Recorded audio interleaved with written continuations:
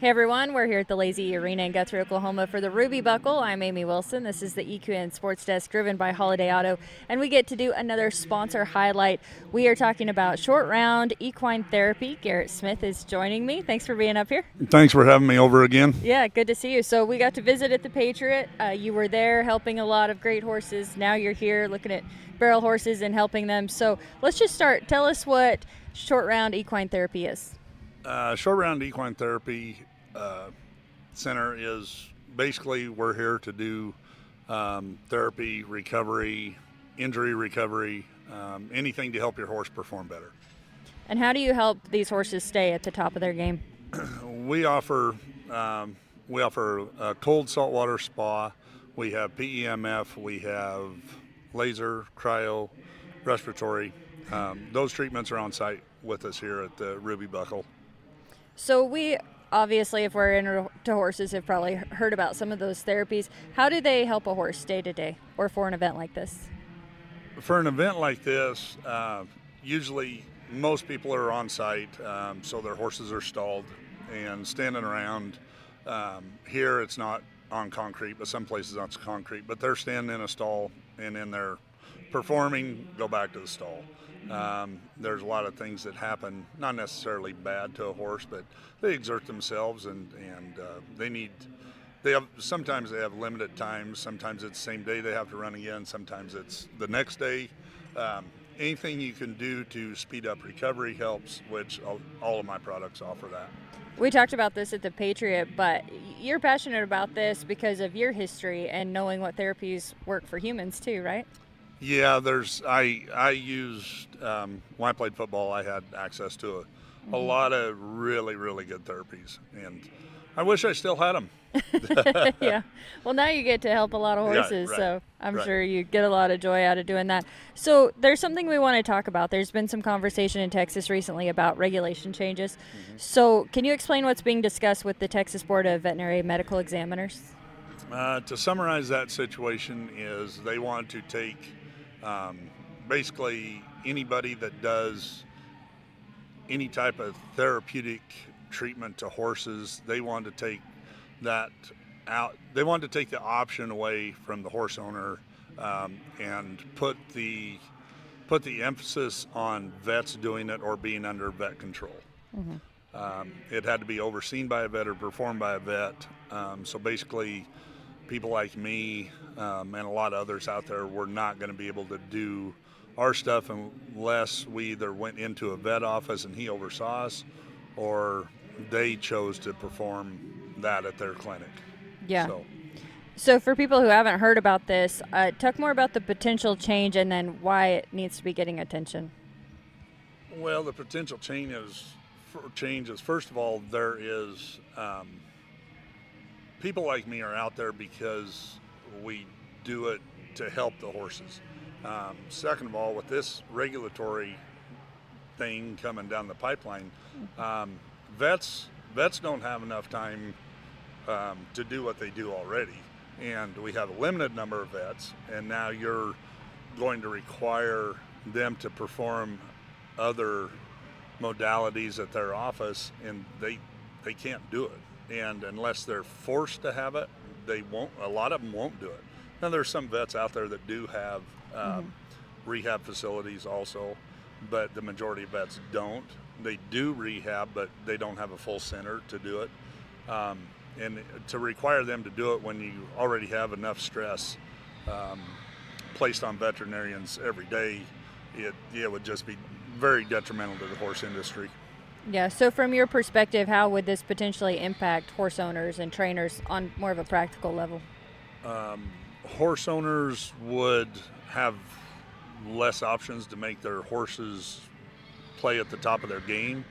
There, I'm sure, would be people that got around things, however they did it, and it just puts a real strain on the horse business, especially with what everything costs. Everything in the world costs a lot today, but the horse industry, if you're trying to win some of the monies that are being put up now, to be at the very top, you've got to have these things. Yeah. You might win one event or two events, but you can't long term do this. Even with these futurity horses, you know, they'll move on later on once they're out of the futurity ranks, but they've got such a short time in the futurity window to win money.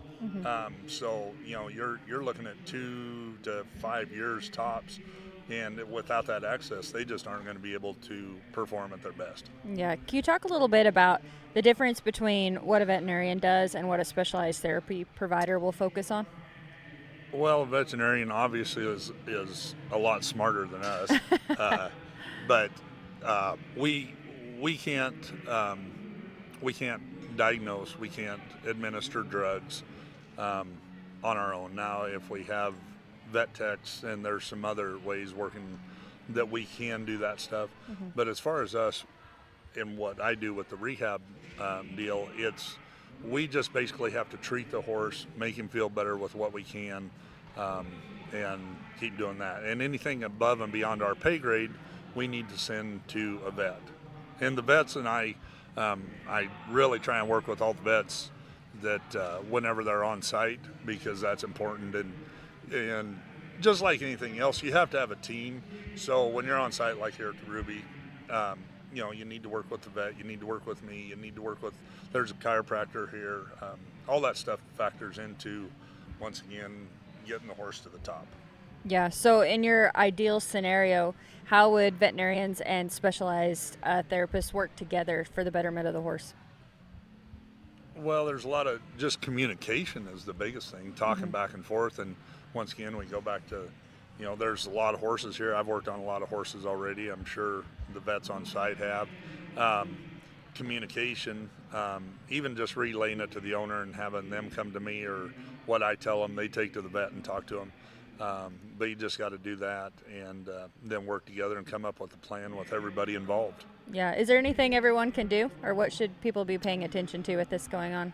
Well, when it comes to this particular deal in front of the vet board, it got pulled from the agenda in April, and they kind of kicked the can down the road until June.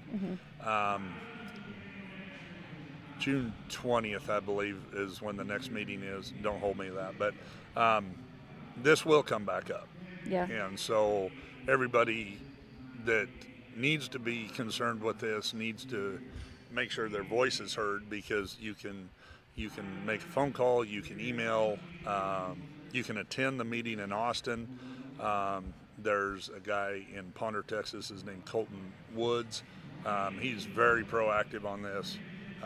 There's a petition you can sign for that, but this deal right now is not going away unless the horse, basically, I feel like the vets and the horse owners are the biggest ones to speak up, because of course the practitioners like me that do it, we're there, but there's not hundreds or thousands of us like there is the owners and the vets.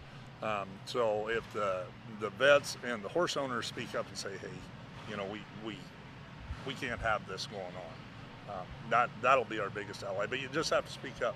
That's the biggest thing about it, is speaking up and making sure that they know that the horse industry in Texas isn't willing to accept this. Yeah, needs these therapies. So, can you explain what all it would cover? All horse therapies? With what I've seen so far in the preliminary paperwork, yeah, it is pretty much anything that works on a horse. It covers everything. Yes. And the only thing that wasn't mentioned in it, and that's already been covered by the Texas Vet Board, was equine dentistry. But everything else that's going on now, the spas, the chiropractors, the laser therapies, everything. And there was even some mention of it. It was kind of worded poorly in the original documents that I saw. There was even a little bit that indicated you can't do it on your own horses. Oh, wow. So that was, like I said, it was written pretty vaguely, but if that got in there, think about that. Yeah. So how do people keep up with all this? I think it's important that you're bringing attention to the whole matter so everyone knows, but is there a way everyone can keep up with it? Facebook, is the deal. Follow the vet board, the Texas Veterinary Board of Medical Examiners. It's on their agenda for June, and you can, as far as I know, the documents are still up. You can do that. You can reach out to me, other practitioners, your vet. Just once again, communicate, stay in touch, look at stuff. Like I said, Colton Woods is very proactive on this. He's done a couple podcasts about it, and he has a plethora of information. Yeah. So.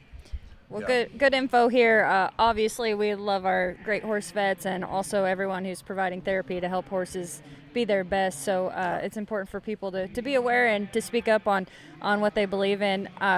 We should mention you are here at Ruby Buckle taking care of a lot of horses. So if people are here, they can reach out. If they're not and they would like to know more from you or get in touch with you, how do they do that? Facebook and Instagram, Short Round Equine Therapy. You can call me 307-340-1751. Stop by the office. My clinic is going to be open this month, and it has everything that I have here, plus some more. I think email, website. It's got a website too, shortroundequine.com. Yeah, we've talked before about the different therapies and what you like and obviously what they can do for the horse. Anything you would like to share with people that maybe haven't tried therapies before? I feel like this industry is constantly bringing in, more people and getting more people interested in barrel racing or whatever event we're at. Yeah. So what should they know? Well, the biggest thing is horses, how